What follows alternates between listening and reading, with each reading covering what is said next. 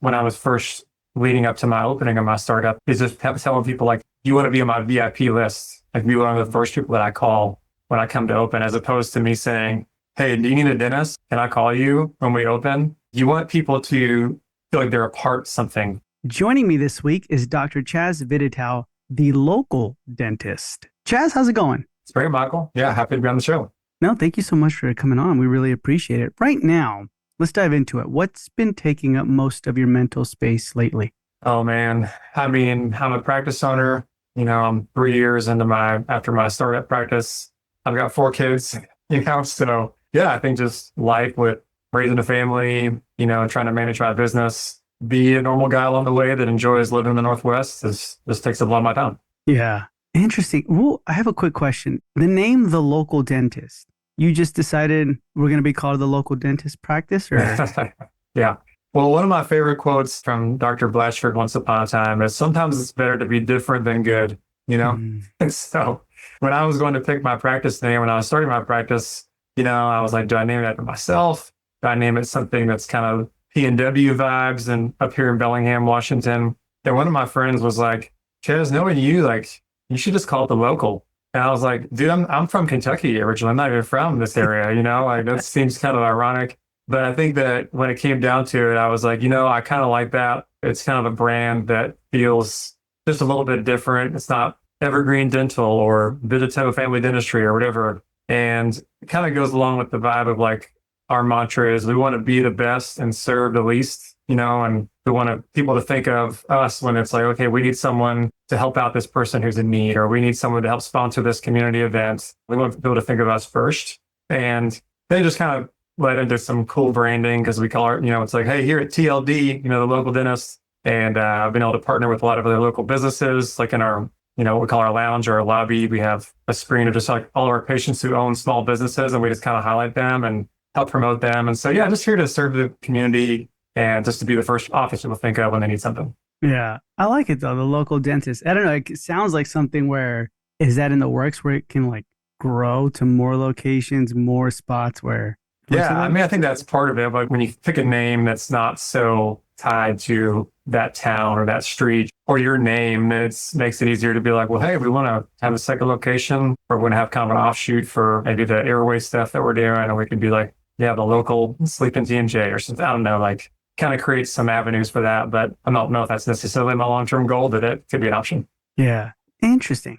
So when you think about ownership today, what feels fundamentally different compared to earlier seasons? Yeah, well, I maybe have a little bit of a look back into history because my dad was a dentist. I grew up in central Kentucky and he was a dentist there for almost 30 years. And then obviously I've been a dentist for 10 years now. And I was a dentist in the Navy for a period of time. I was an associate. I think dental practice ownership now, comparatively, I think you just have most of the people I talk to, like staffing is the big issue.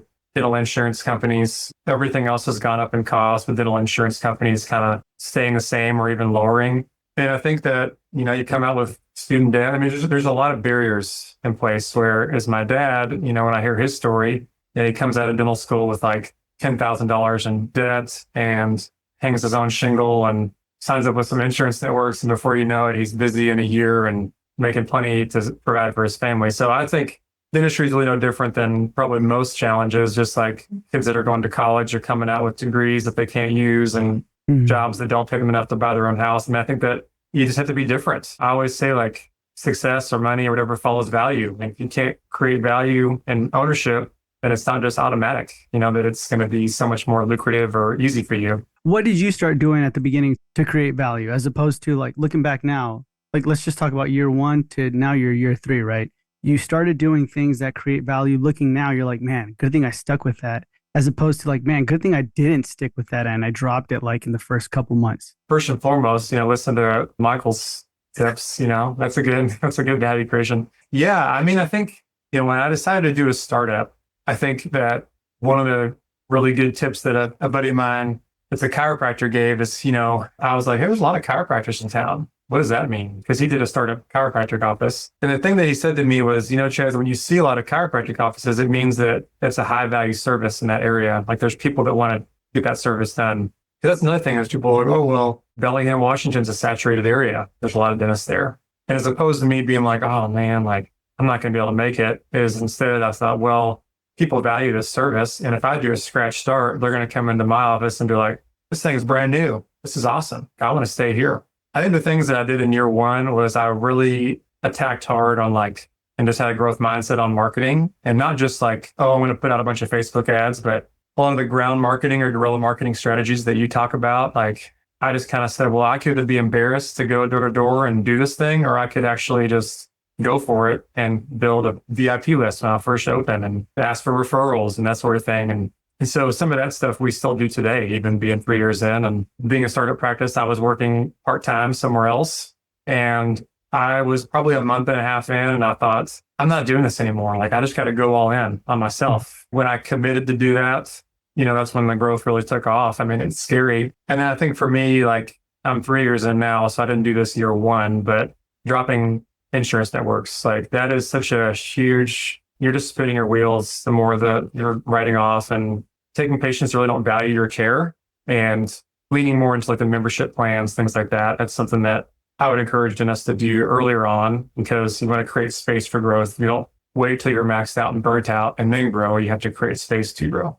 I like that. It's interesting. Dropping, do you wish you would have never accepted it? Or do you, looking back now, you're like, no, I think I did it in a good way, slowly drop it, trickle down? Yeah, I think I did. I mean, when you're first opening, like you need leads, right? And so it was a way to get leads early on. But if you're a marketing guy, like if you think about insurance write-offs as a marketing cost, you're thinking to yourself, that's enormous, right? Like, I mean, year one, I started in December of 2022, 2023, we did like 1.1 million in collections, which is great for the first year. But I think we wrote off like 500 or 600K. I mean, something crazy. Year two was better, but if you said, hey, you're going to have a $500,000 marketing budget, a dentist would be like, that's insane. I can't afford to do that. And so I think that you have to kind of get people in and you want people to come into your office and see it and love it.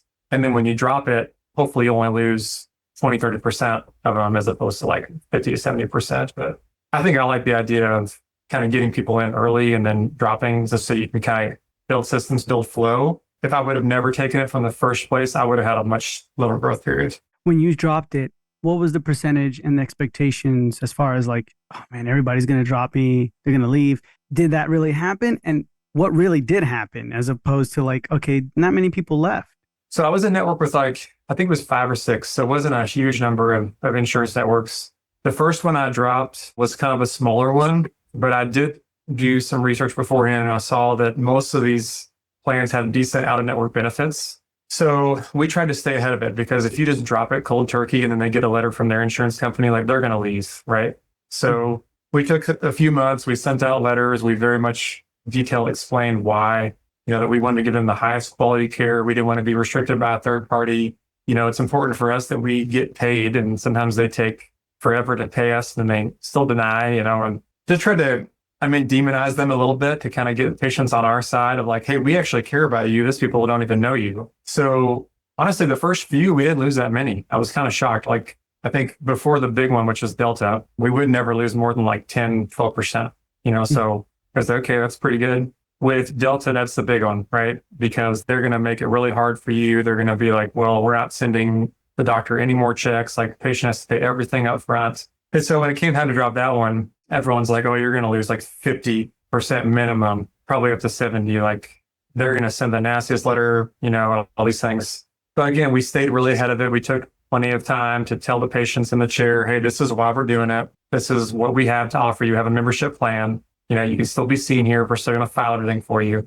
So with that one, we ended up losing like 28% or something. So it was almost 30. I was trying to keep it under 30. A lot of people stayed. And then we've even had some that have left and come back, because one of the things I always say is like, you're going to get a service done. You can get it good. You can get it fast. You can get it cheap, but you can only pick 2. We may not be the cheapest in town anymore, but if you want it to be good, like which everyone wants with their dentist, well, they might go somewhere else and be like, okay, when can I get in to see a hygienist? They're like, oh, we can get you in like a year and a half, or a year or whatever. And for us, we're like, hey, we reserve space for people so they can get in quickly. And there's a lot of people who are willing to pay for that. And once they realize the value with that, then they'll stick with you. Nice, man. Okay, interesting. Yeah. You mentioned you have to get really ahead of it. Can you get like specific on the timeline? So let's just say someone's looking to do that, right? They're like, oh, what Chaz said, I need to do right now. So would you say plan out 6 months, or what does that look like? Yeah, I will give a little shameless plug for my channel, The Dental Jumpstart. We talk a lot about dropping insurance networks on our channel because I just think that you got to have a really good reason. If you wanted to stay in network, there's people who are like, well, I don't want to drop a certain insurance because that's what all the school and all the firefighters and police officers in my town have. And I don't want to make it any harder for them. I want to continue to serve them. Like, that's a great reason. But if your reason is, I don't want to drop them because I don't want to lose all my patients, like, I just think that we don't give ourselves enough credit for the value that we bring to our patients. And we let this kind of third party referee dictate the value that we bring. And so I just try to encourage doctors like, hey, you can do this without losing everybody. You just have to create value and show your value. And then we walk through like exactly how we did it. But yeah, I'm happy to answer the question. Basically, as far as getting ahead of it, I mean, if you want to be super safe, 6 months, because you're going to see people at all their recall visits, right? And you're going to have a letter drafted, have it ready. You're going to get you and your hygienist and your team on board and say, hey, just let you know the next visit where you're going to be coming in, this is a change that we're making. But the good news is you can stay here. We're going to help you use your benefits. The reasons why we're dropping them is because we don't want to sacrifice quality. And we have just been compromising this, and they're putting all these restrictions on us. And we want to use the best labs. We want to have the most highly trained staff. We want to put the best materials in your mouth. We don't want you to get the best care. I think trying to avoid certain verbiage like out of network, instead of out of network, I would say non-restricted. There would be a non-restricted provider. Instead of we're dropping your insurance, like we're changing our relationship with your insurance company, meaning you can still be seen here, but we're not going to be limited by the procedures or the fees that they set on us because we want to give you the best. So just always reframing it to be quality and service. But if you want to be really safe, do it at 6 months because that way you can tell them all in the chair, right? Face to face, like you can give them the emotion like, hey, I know you know me, and you know that I care. And this is what is happening. I think you can do it in less time than that. I think when we finally decided to drop Delta, we had a hygienist that was moving, and I was like, we just do not have the space for these people if they don't want to be seen here. Like if they really want the value that we're going to provide. So we got to make a move now. So I think that one we did in like a 2-3 month where we sent out letters and invited them to call us if they had questions. And then we kind of notified the insurance company and dropped it. But I would say 6 months, no more than 6 months, but you can do it in less time if you really are motivated and communicate effectively. Yeah, that's interesting. I like how you mentioned the reframing of the verbiage. Is there anything else outside of the realm of insurance, maybe marketing or treatment acceptance, where you are using a specific type of unique verbiage or you're reframing it? Yeah. One of them, again, Michael, when I was thinking about you is when I was first leading up to my opening of my startup, is just telling people like, you want to be on my VIP list. Like be one of the first people that I call when I come to open, as opposed to me saying, hey, do you need a dentist? Can I call you when we open? You want people to feel like they're a part of something, right? This is a little with insurance, but like when someone calls, right, and they say, do you take my insurance? Avoiding things like out of network, saying non-restricted. But usually people want to know that they are valued, or they want to know that they're going to get really good care, and they want to know that they're not the only one. They want to feel like they're a part of a group, right? So just by saying like, hey, we are a non-restricted provider with your insurance, meaning we can still provide you the best care that we are capable of while still using your benefits and maximizing every dollar that we can. Just to let you know, we have a lot of other people that have the same care as you that have been really satisfied with the treatment that we've been able to provide and still utilize whatever dental benefits they have. So that's another one, is just like tying them into, hey, like you're not the only one that gets this. Or if someone has a cracked tooth and you're showing them the picture or whatever, and you're going to recommend an onlay or a crown, you just say like, hey, I've done this hundreds of thousands of times, and we've had people in the same exact situation as you, and we've had really good success with the treatment that we're going to living under. So I think just tying up those things back in. But I'm really big on the verbiage. Like we try not to say x-ray. That sounds very invasive. So we just say imaging, or we have to get technical like radiograph. We don't use the word lobby. We use the word lounge. We try not to use the word cleaning, because then, the hygienists are like not really providers, they're just like cleaners.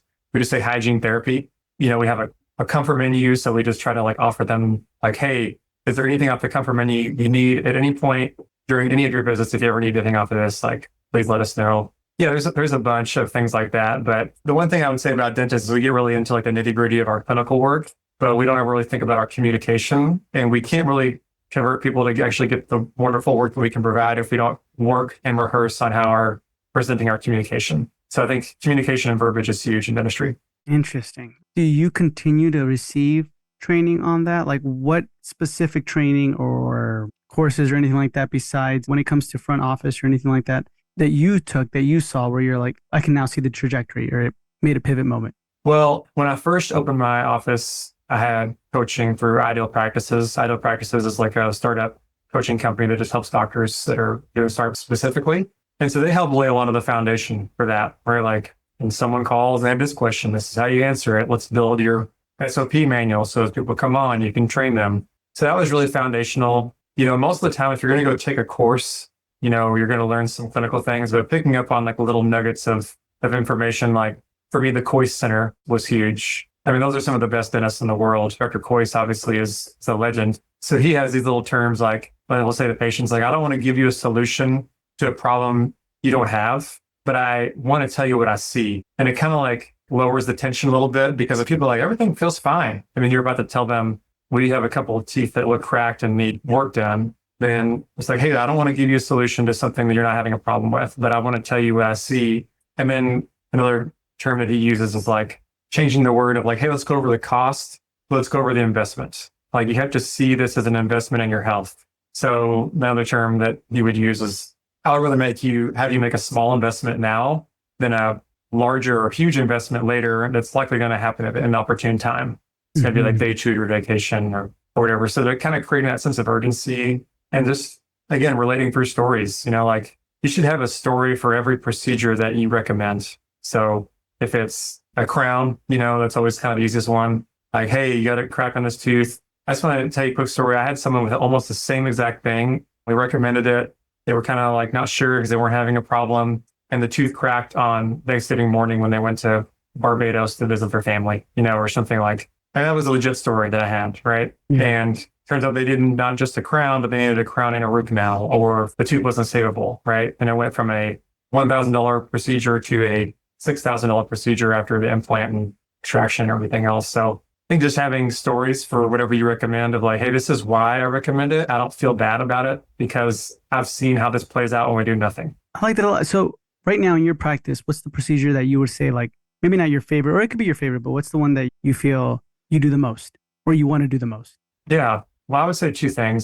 Probably a quarter of my practice is treating people with sleep apnea and TMJ. Those are great just because it's life changing. I mean, if someone has sleep apnea and they're having issues with that, whether they're keeping their spouse up or they're just tired all the time, and you can help them and they can't tolerate their CPAP, whatever, making them an oral appliance so they can sleep better. It's great. I mean, it's not super backbreaking labor like some of the industry is, and it's very staff driven. They get really behind it. And then people come back a couple months later and they're just like, oh my gosh. And I used to fall asleep on my way to work. That was a 20-minute drive. And I just drove 8 hours to California and I never fell asleep once. Like that was such an amazing feeling. Things that we take for granted. So I would say that. And then another thing is once I invested in some milling units, doing kind of these partial coverage restorations, I do a lot of like inlays and onlays. Mm-hmm. And it's just such a great procedure. It feels very artistic. I love that we're saving so much tooth structure. And then it's, we do it all same day, when the patient needs it. And I caught myself the other day, I was like, every time I do one of these, I'm showing them the before and the after because I'm just so excited to show them. I'm just like, look at this. Like, look how much tooth structure we saved. Look how sealed up this is. It's great, and when I'm excited, the patient gets excited about it. But I just think, we oftentimes jump from a filling to a crown too quick. And to circle back to insurance, like a lot of doctors, if they listen to this, like, oh yeah, cool, I want to do more onlays, but insurance doesn't cover it. And I think, again, you just have to reframe it for the patient to be like, hey, I would rather you spend a little bit more now to save a ton of tooth structure and not have to go to this really invasive crown. Because once we do that, that's kind of our last resort for the tooth. Like if anything happens to that, we're at a tight spot where something happens to this onlay, you can always go to a crown later. So I think, yeah, onlays has been a really new kind of reawakening for me in dentistry to just really enjoy the work that I do. So then for the onlays and also for the other procedure, what is the story you say for those? So for sleep apnea, I mean, it's kind of easy. What I tell people is like, okay, the whole point today is to make sure that I can help you, right? Mm-hmm. I want to listen to their why, right? So if you're coming in, Michael, and I said, hey, you're coming in here we're here to talk about sleep. What's the one thing in your life about your sleep that's affecting your life right now? typically you're going to say, I'm tired all the time, or my wife is mad at me because I'm snoring too much, or my primary care physician said I have high blood pressure and it's likely caused by airway constrictions, and I got the sleep study done. So I remember that. And then I'll tell them the story of like, okay, you've been diagnosed with sleep apnea. So you kind of got a couple options. You can go get CPAP, right? CPAP can be great because typically your insurance will cover it and they'll put it on your face. They'll just turn the pressure up until it works, right? The hard part about it is it's difficult to comply with. I mean, the compliance rate is 40% or lower, and that means you wear it for maybe 3 or 4 hours at night. And there's a lot of hidden costs along the way because you got to get new hoses and new valves and new masks. There's more invasive procedures. You can go and get jaw surgery where they'll break your jaw and move it forward to kind of open your airway up, or they'll put a little neurostimulator in your chest that kind of wires up to your tongue. So it kind of zaps your tongue when it's falling back. These are pretty invasive procedures, probably running tens of thousands of dollars, right? Or you can do oral appliance therapy with me, which is a little bit like orthodontics because we're going to custom fit it to your mouth. We're going to titrate and adjust as we need to kind of open your airway up, and then we're going to sort of maintain from there. So with your goal of not wanting to disturb your spouse while you're sleeping, and not snoring, as well as getting rid of this disease, I want to let you know that you're in the right place. I can help you out with that. Oral appliance therapy is going to cost you anywhere between $500 to $3,000, depending what your medical insurance is going to cover.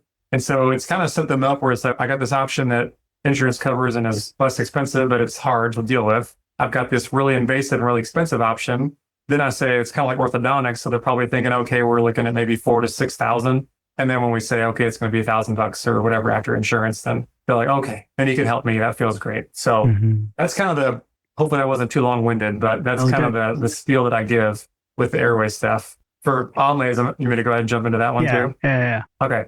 So it's kind of a similar model because in our office, we call it CAPREET.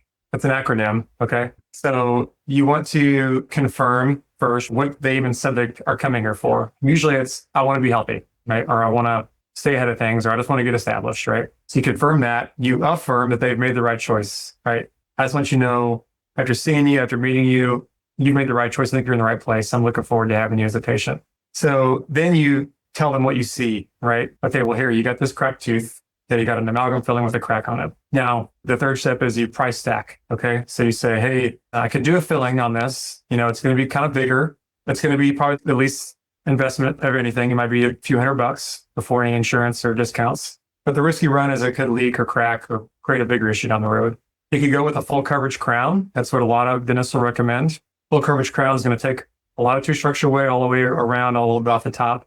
You're probably looking at $1,800 to $2,000 for a crown. Or you can go with an option that I would do. And, we do like sort of a partial coverage. So we're going to have to maybe cover this one cuss tip that's undermined. We'll take all this old filling out. I have some pictures to kind of show you of similar situations before and after. You can do an onlay. It's going to probably run you $1,400, $1,500, and we can do it all in one day. It's going to be great.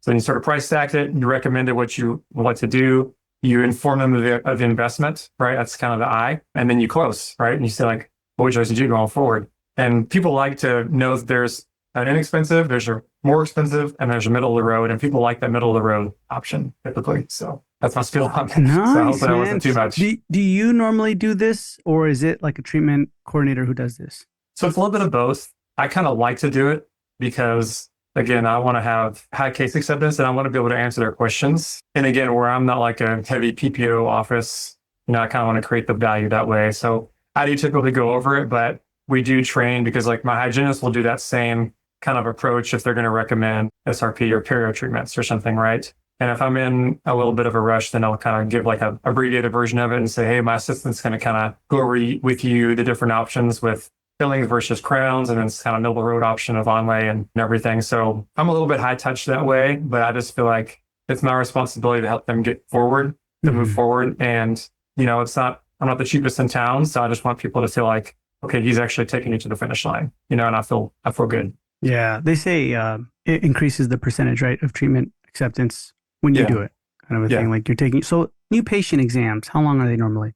Yeah. So we kind of have a few different ways. If you're just like, hey, I want to get established, I'm coming in, can I get in to see the doctor and the hygienist or whatever? And we'll try to ask them certain questions like, hey, when was the last time you were seen? Do you have any previous images or x-rays that we can get from your other office? And if it's like, hey, they're a 30-year-old, we've got x-rays from a year ago, they just moved to town, we'll usually get them in for 30 minutes with just the assistant to do all of the x-rays, digital scans, photos, things like that. And then they'll go straight to hygiene. And I kind of call it like, we're just trying to shoot our shot a little bit and get them in quickly, because I do feel like if there is anything restorative wise, then the hygienist gets in there and kind of can tell them, hey, this is what I'm seeing. Let me kind of go through this. And then we can kind of do a little bit of co-diagnosis. If it's like, hey, I have a problem, or it's been a couple of years since I've been in, then if you're going to come in to see me directly, it's usually an hour to hour and 15 minutes to do the full comprehensive exam. The good thing is, for us with our dental software orgs, it does make it super simple to do a really comprehensive exam in an abbreviated time,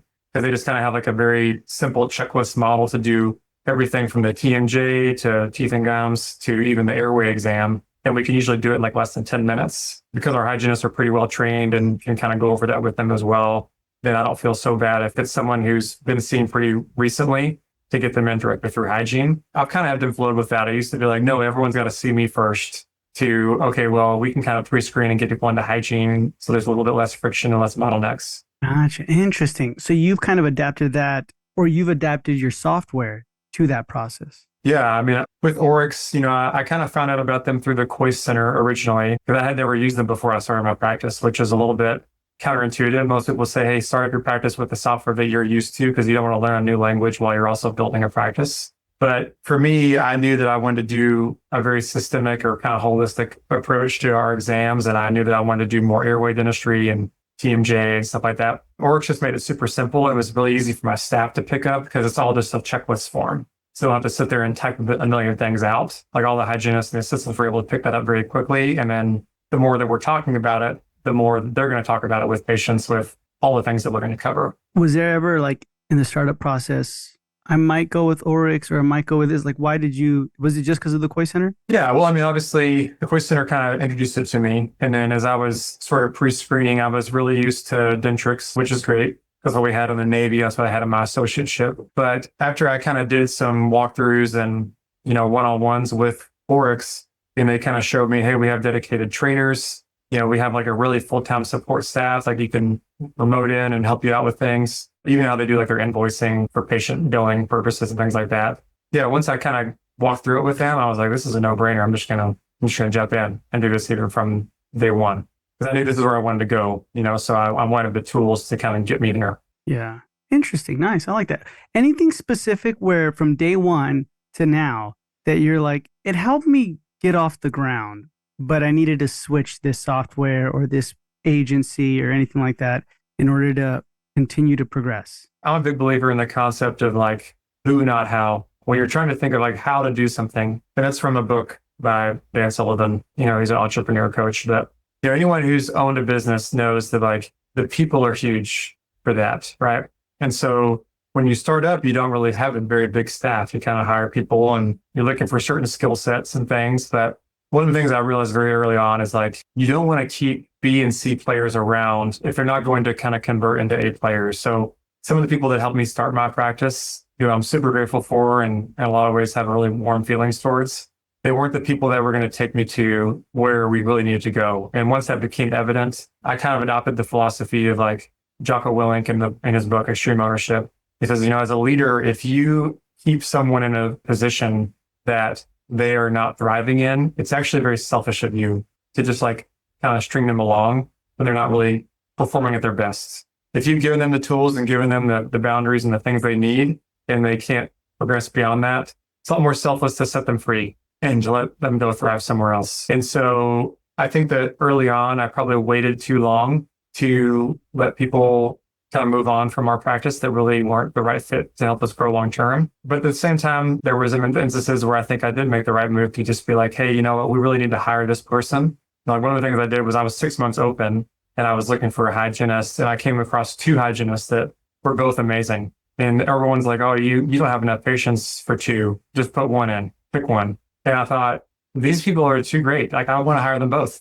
And I think that we can grow into that. And so we hired them both. And probably 3 months after that, I thought, I don't know what we would do without them both. We would be drowning. So again, kind of goes back to, you don't like wait till you're burnt out or maxed out to make a move. You make a move to grow into. That's always the best way to do it. And there was times where I did that early on in my practice. There was times where I didn't. But I always like to follow like the 4 C's. You're going to do something. This is Mm. how any of us have learned anything. So if you're going to start a practice, start a podcast, bring on a new team member, whatever you need to do. But the four C's are you commit, then you have to have courage, then you start to get some capability, and then you get the confidence, right? So you think about how you learned to ride a bike when you were a kid. You didn't sit there and be like, well, let me study how a bike works and kind of think about it. No, you just committed. I'm going to learn to ride a bike. And you had to have some courage because it's scary when you get up, take the training wheels off. And then you start to feel like, okay, I know what I'm doing. And then all of a sudden you're biking downhill at 30 miles an hour, or something crazy. So I would say that when it came to people and getting the right people on board, I think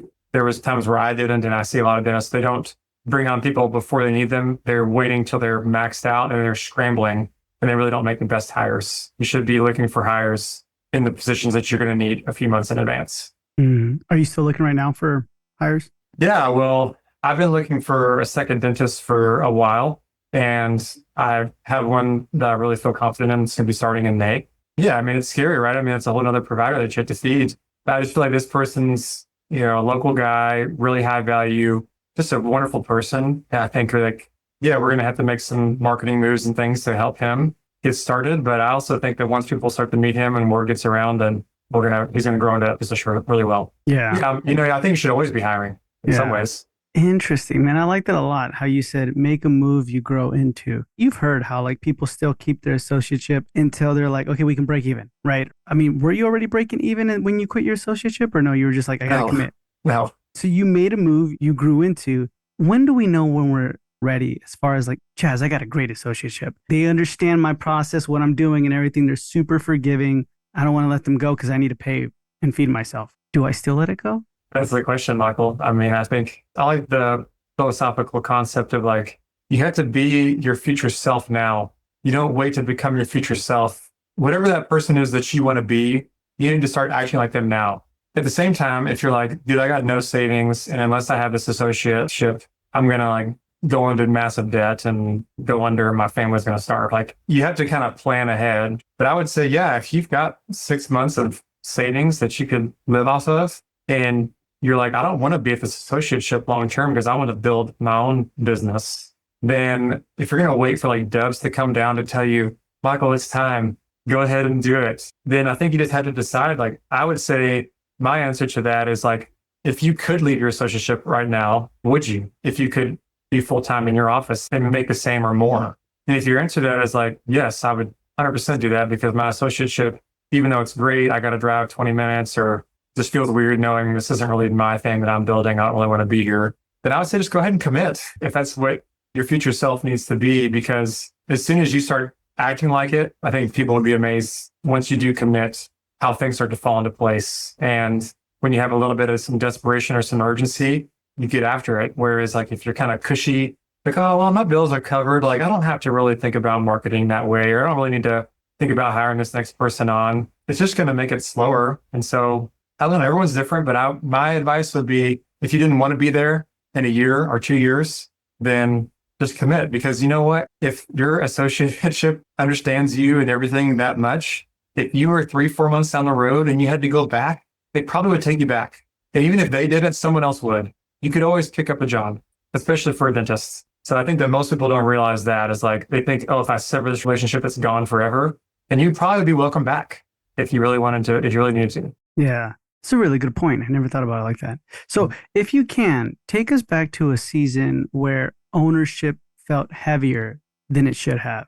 What was going on? Yeah. I mean, I think that you can get really bogged down with it all, especially, when you're first starting out and you talk about breaking even or even not making any money, right? Like living off of your reserves. I think that sometimes you forget that your business exists to profit. And without any profit, you can't really have any purpose. One of the big things for me was I just was like, man, if I could just pay myself enough to live, and just to feed my family and everything else, then I would just feel so much better about all this work, knowing that it's hopefully going to grow. And part of my accounting team had kind of an advisor who really advised people in the whole profit first model. I mean, there's a whole book called Profit First that basically just kind of reminds you, like, you started this business to make a profit. If you didn't start this business just to like give away free care or like provide jobs for people without yourself.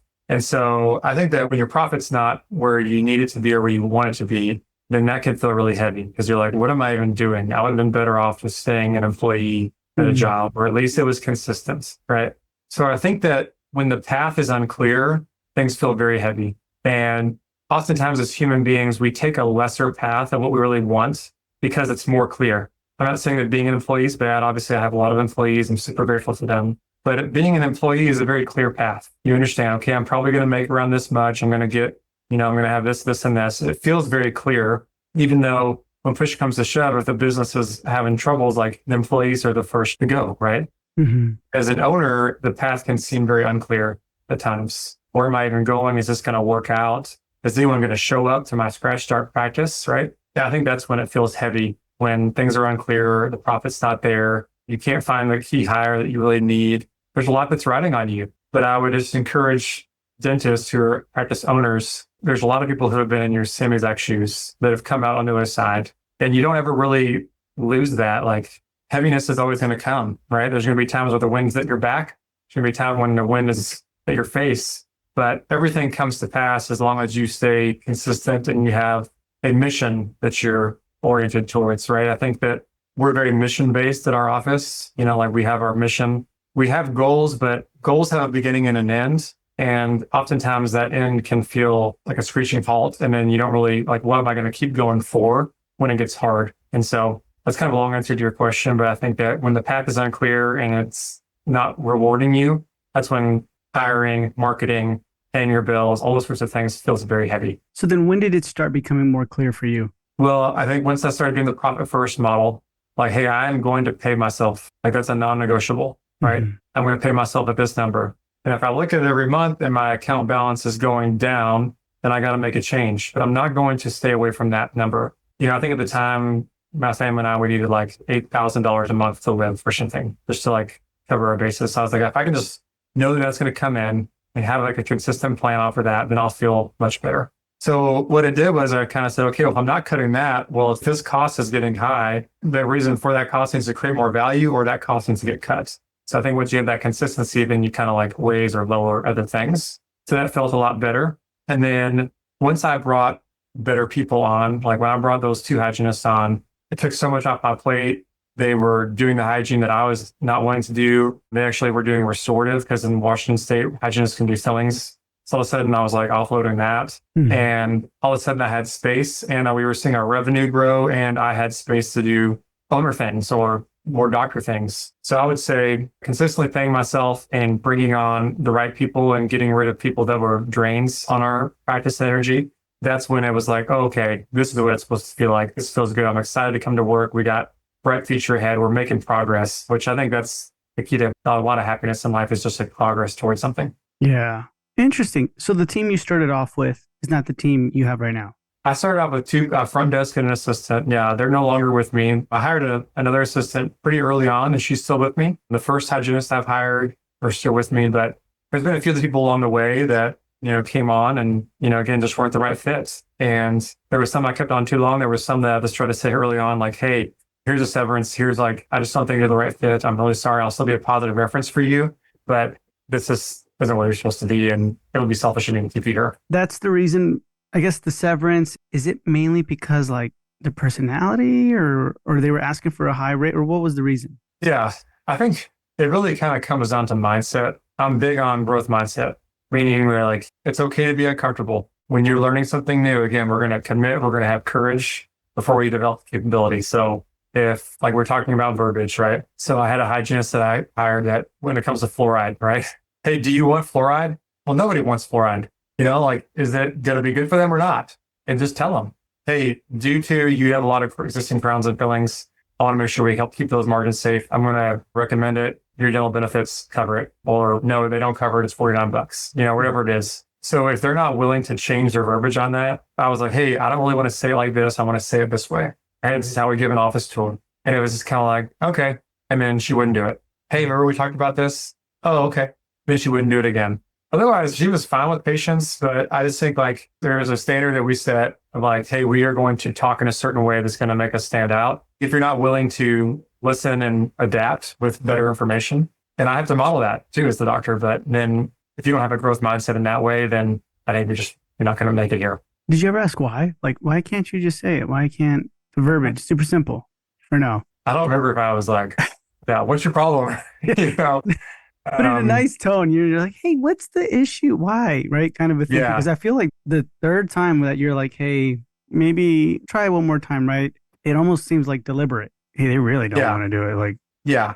The funny part was with this specific hygienist. I mean, there's been some other things where I'm like, hey, as an owner, you try to sometimes kind of come as opposed to be like, what's wrong with you? Why aren't you doing this?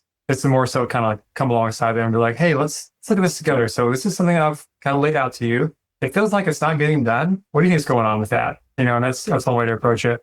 With this specific hygienist, it happened probably more than 2 times. It's kind of like, hey, like this is how we're going to do it. She came over from an existing office that I acquired the charts from. So there was a little bit of some uphill battle with that. But she finally just kind of came to me and was like, hey, you kind of keep bringing this thing up. You keep like telling me about how you like to have things done. And it's just like, I've been doing this a long time. I don't know if I'm going to be able to do all these things. And then that was kind of the point where it's like, okay, well, I think it'd be better if you just went somewhere else. And she was like, yeah, I think so too. okay. And so Yeah. that was kind of the situation with that. But other people, it's like, hey, why isn't this getting done?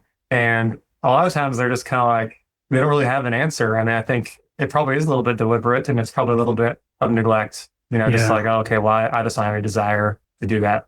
Yeah. They're not going to be able to maybe admit that. But No, that's interesting. That's probably the best case scenario. What happened where you like kind of guided them or you almost coached them out. You agree, she agrees, or they agree. They're like, yeah, I don't. I think it's the best fit to leave, right?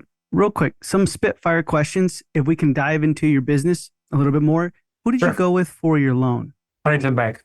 Huntington Bank. How much was the loan? 650,000 with Huntington Bank. They were able to do an increase with me to 725 because I was wanting to expand from kind of 3 operatories to 5. And then I did take out another loan through Burkhardt Dental Supply. We used US Bank for that to finance some things like my cone beam, my digital scanner, and a couple of things that didn't quite fit into that initial practice loan. So to kind of get things open that first year, it was about 850, 870K, something like that. Wow. Okay, interesting. And then when it came to your realtor and finding a location, how did that go? Yeah, there was Car Realty, which is a healthcare specific realty firm. Honestly, I can't say nothing about them. That was fantastic. I love my location. I would have had such a nightmare negotiating a lease with that. And the cool thing is like you don't pay anything to them. They get paid through the landlord and they get all that taken care of for you. But they helped me negotiate a lease on my space. It's like a 3,000 square foot space. And the landlord gave me like 350K in tenant improvement allowance to help me build out my space. So that was pretty awesome. Car helped me really negotiate. Nice. That's really, really good.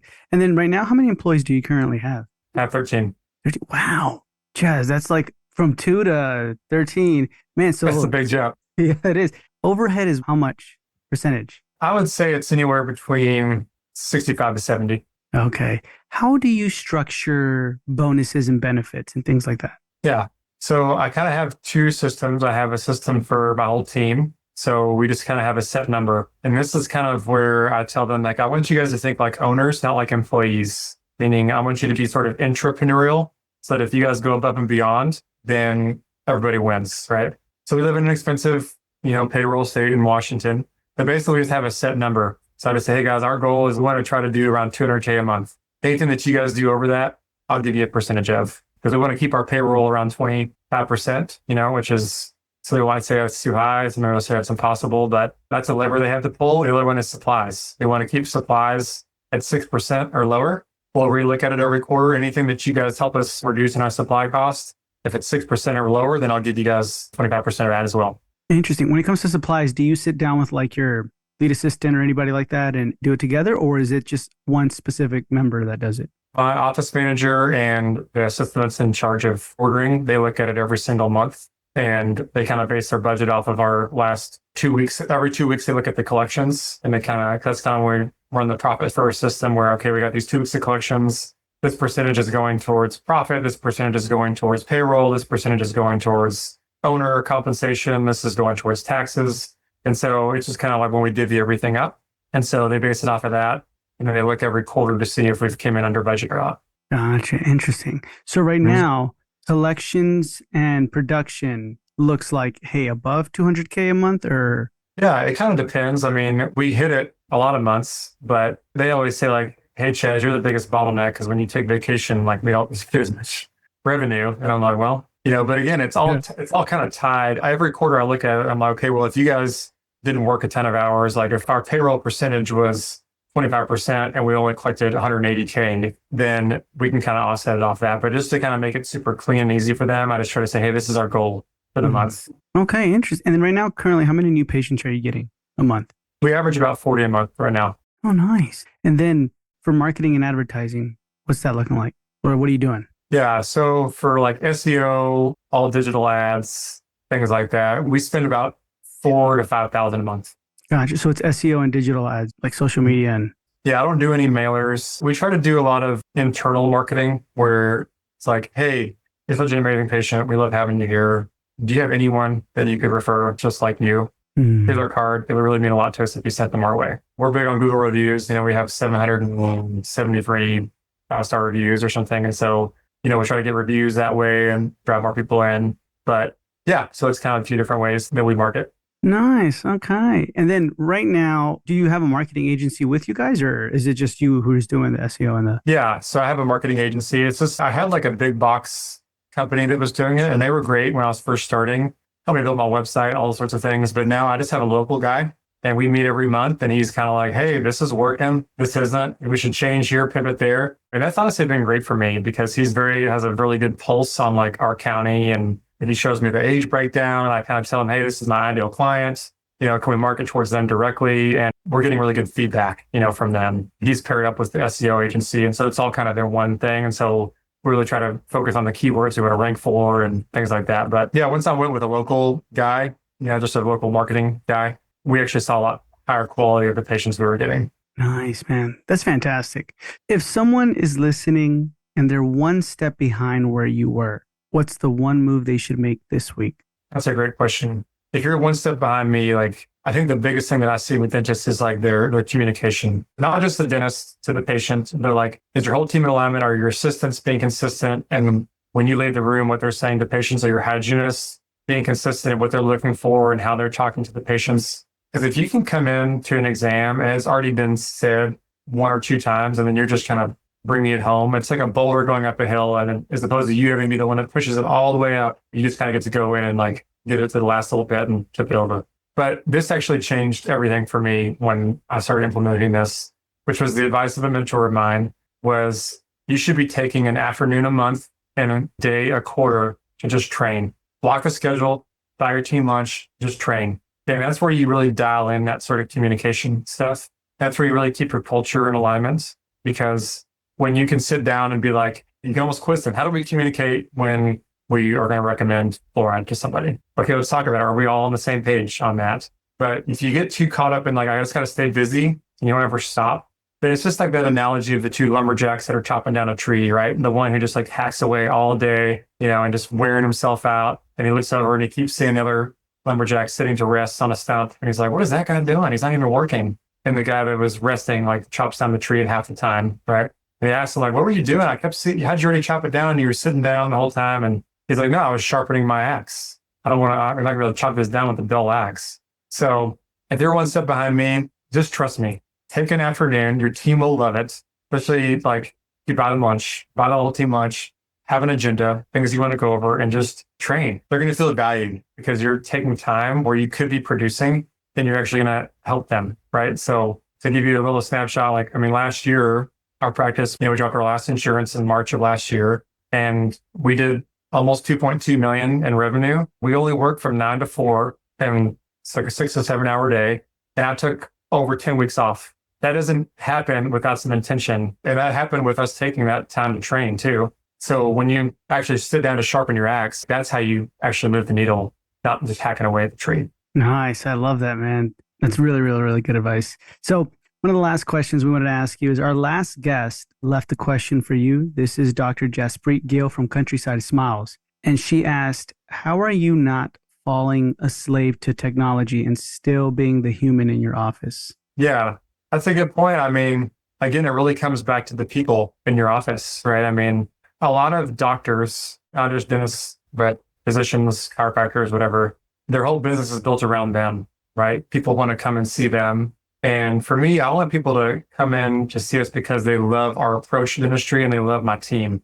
So I think that constantly evaluating, giving feedback, both positive and constructive to your team is going to help you stay away from that whole technology trap and AI. And then I think that, what you'll see is it's the same thing with corporate industry, right? A corporate industry moves in, everyone's concerned, no competition's into through the roof, and they're going to drown us in their marketing budget. And there's just always going to be a place for people that provide a really high value and a really high level of service. And so if anything, all this AI stuff, it just brings the middle ground down lower and allows the people that are really going to excel to rise above. And so investing in good people and training them and having them on board with your vision is going to be the differentiator between being a slide in technology and not. Nice. I like it. And before we wrap up, what's one question you'd like to ask for the next guest to answer? I think a question I would probably just want to ask them is, I'm really big into Stoic philosophy. Okay. So in Stoic philosophy, you contemplate death because that's kind of the one filter that is going to like eliminate all the other waste in your life. Right.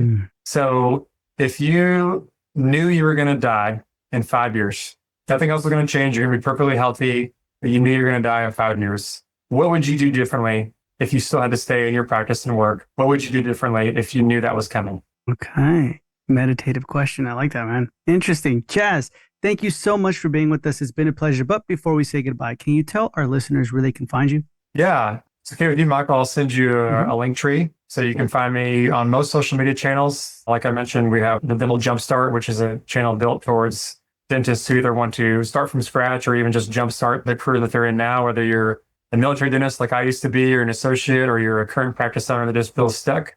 We talk a lot about leadership, communication, as well as freeing yourself, being less insurance dependent. So you can contact me through those channels, through my Instagram, things like that. Shoot me a message. I'd be happy to answer any questions you have about my interview with Michael today. And yeah, I'm all about empowering dentists because I think we've chosen a wonderful career. We get to serve a lot of people, and success is not an accident. So I think we should be intentional with our time. So that's going to be in the show notes below. And Chaz, thank you so much for being with us. It's been a pleasure, and we'll hear from you soon. Thank you, Michael.